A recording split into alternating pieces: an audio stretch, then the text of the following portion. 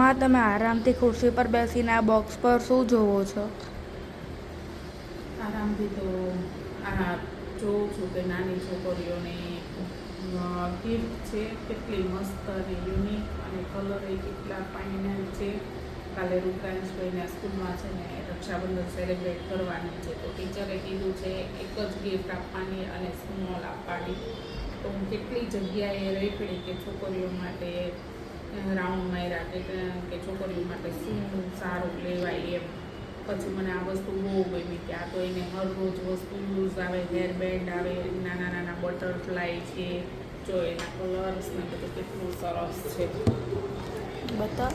Colour ને બધું બહુ ફાઇન છે, યુનિક કલર છે એટલે મને બહુ જ ગમ્યું. અને એમાંય છોકરીઓના તો ફ્રોક હોય કે કોઈ ઇમિટેશન કે ભાઈ આવી કટલેરી હોય, બધું બહુ જ મસ્ત આવે. છોકરાઓમાં તો શું જીન્સ ટી શર્ટ ચડ્ડા એની સિવાય તો કંઈ આવે નહીં.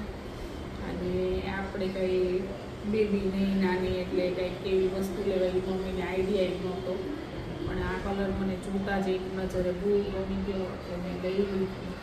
અને જો હમણાં હું આપણે રુદ્રાંશભાઈ નાના તો એના માટે પછી આ ક્લે લીધી. હમણાં બેબી માટે ક્લે એની માટે મને ઈચ્છા થઈ ગઈ ક્લે લેવાની. રુદ્રાંશ એને કંઈ ગિફ્ટમાં પાછું ક્લે આપે નહીં, એટલે મેં તો આ ગર્લ્સની જ વસ્તુ લઉં તો એ આપી દે રુદ્રાંશે.